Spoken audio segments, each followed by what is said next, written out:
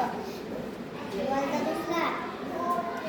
जिल्हा परिषद उच्च प्राथमिक मराठी शाळा शेलोटी, गावातली शाळा शिकरेवाडा, गावातली शाळा